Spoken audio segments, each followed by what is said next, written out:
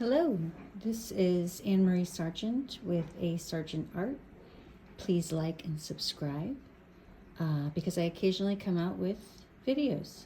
So anyway, this one is about varying our color. And I was just working on this little sketch that I did at the airport.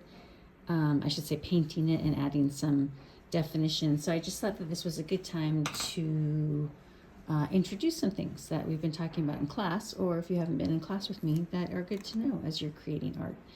So the first thing is I'm deciding, of course, where my light is coming from. It's coming from here, which means I'm hitting the back of these people's heads and the side of these bottles. So the first thing that I did this really fast at the airport. I was just, like bottle, bottle, bottle, bottle, bottle, bottle, just trying to get that whole bar scene down like that. Okay, so I could move really fast. Okay, it wasn't quite that messy when I did it at the airport, but probably because I wasn't looking through a phone.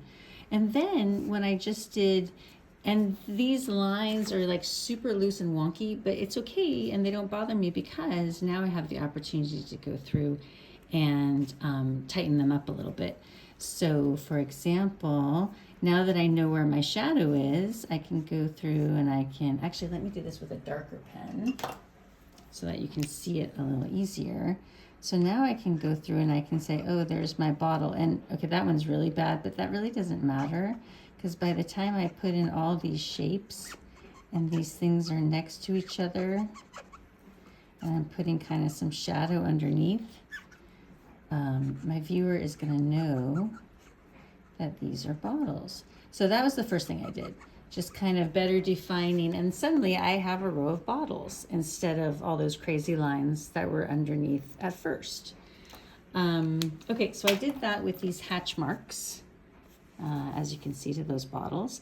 Now the bottles in back, I'm actually going to fade out a little bit, so I didn't put any more ink on them because I want these bottles to come forward. There was like a row of bottles on this second shelf, and so I'm going to kind of gray those out. I don't want any more ink because the darker and thicker the line, the more it pulls towards the viewer, and something that is kind of blued out pushes away from the viewer, and that's what I want for this scene.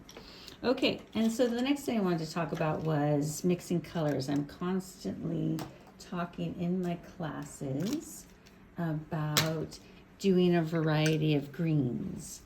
And I tried to do this exercise at a workshop the other day, and it kind of went off like a lead balloon. But here's what I mean. I have a green here in my palette, and every time I touch it, if I touch a new color, I didn't mix those very well. If I touch a new color and dab back in, I get a different green. And so I'm just doing, just kind of touching, and then if it goes like a little too blue, then I know, what do I know, class? I'm rinsing out, I'm cleaning up my brush because I'm getting into my yellow and I don't want a speck of blue in my yellow. It corrupts the whole top of it.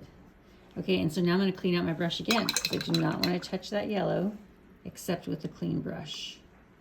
And I'm digging more than I like to do with these pointed brushes because I'm trying to make this short. Okay, now we're back to green again. Let's touch our blue. Now we're back to, look at just the tiniest little bit gives me a new green. And then let's do that again. This is Prussian blue, which makes beautiful greens. I feel like with Prussian blue in my palette, I really don't need to have a green. All of those greens were with Prussian blue, and all I'm doing is just barely touching it and bringing them in, okay? And then look at all those greens I got. Now you see that other than when I was gonna touch the yellow, I did not rinse my brush. I didn't want all that water. I just wanted the saturation of the color.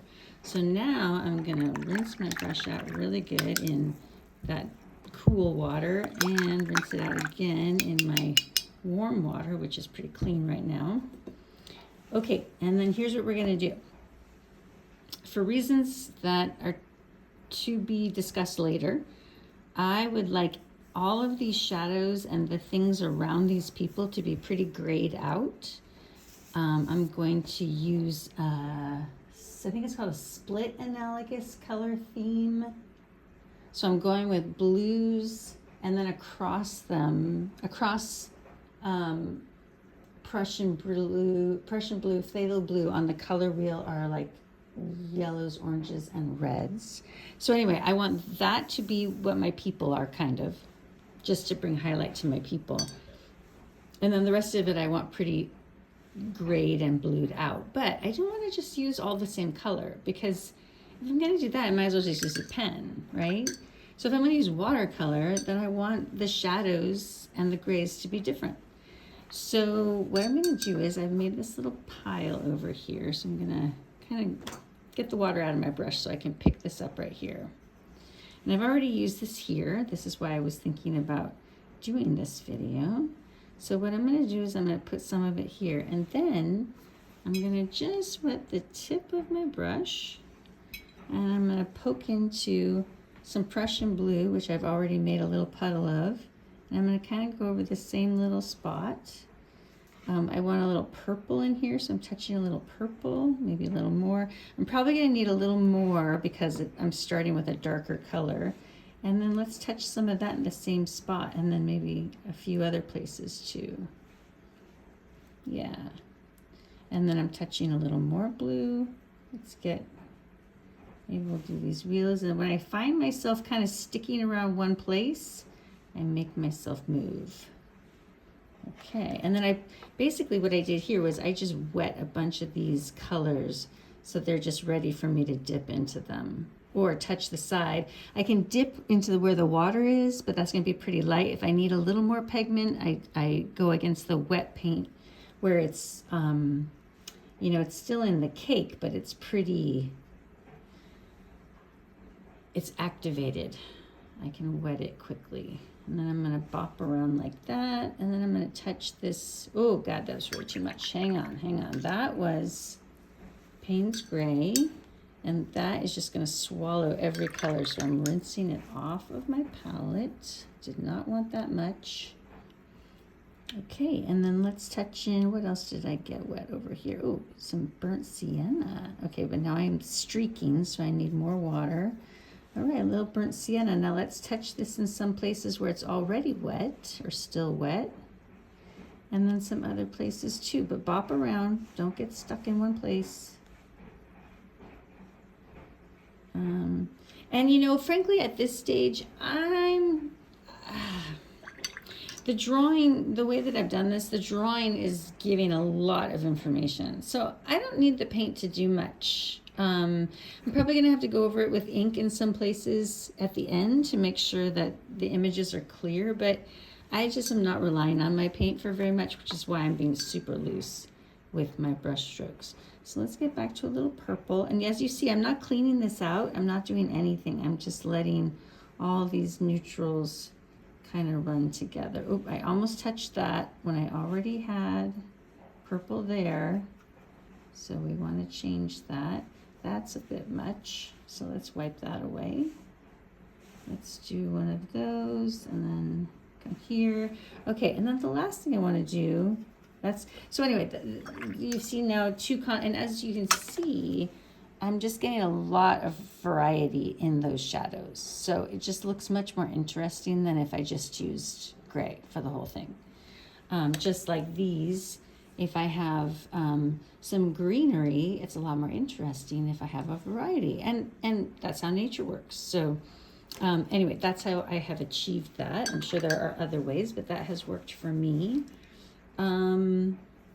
Now, the only thing I'm going to say about this painting is right now, I was going to do one more thing, but I can't do it yet because, oh, that green was for something else. Okay, I'm not going to introduce this green. In fact, I am going to get that off of my palette because there's no green in this. And if you know, I've already introduced a lot of different colors. I mean, they're all kind of in the family of cool darks. But so if I introduce a green, now I've put yellow in it, and I just don't know if I want that. So I'm just going to clean up the green, keep it from getting muddy. Okay, so what I'm thinking about is I want to connect these shapes a little bit. I don't want these pieces just hanging out here. And I didn't use the best water for this, the best paper for this drawing, but it can still handle a little bit of water. So let's just kind of make some colors. And if it's wet, I can drop in color again and keep that variety happening.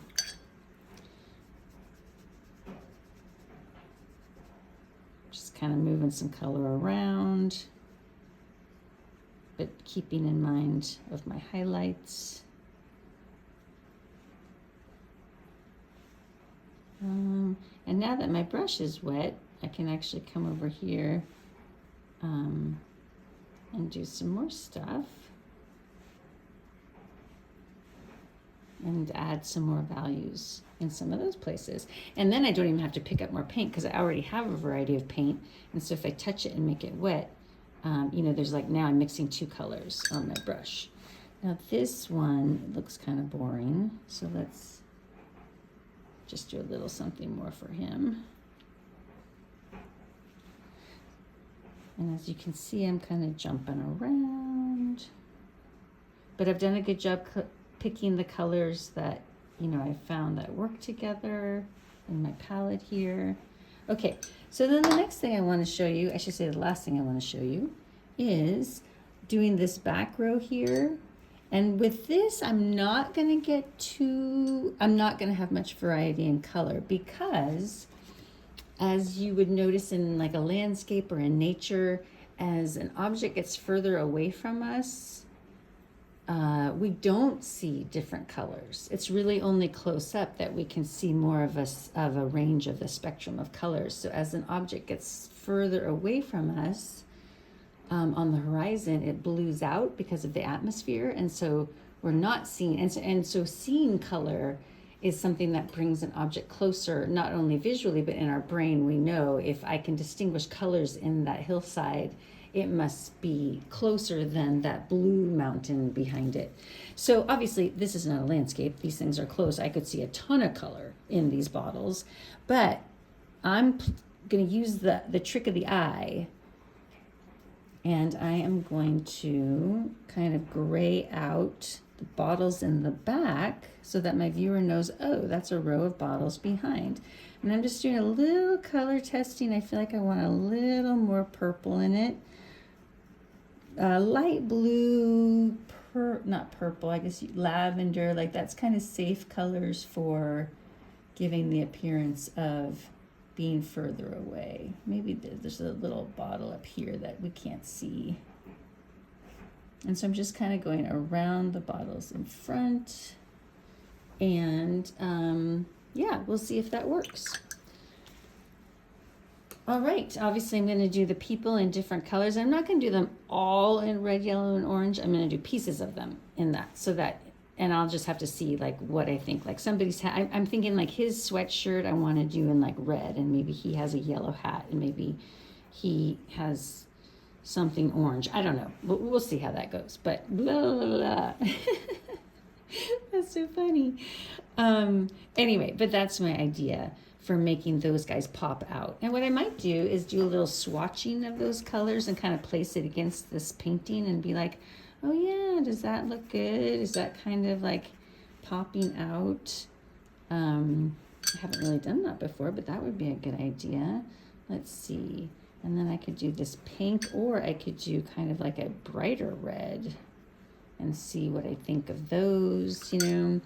But I think that's going to be a nice color scheme for popping against these, the background here. All right, that's what I got for you. I hope that was helpful, and see you soon.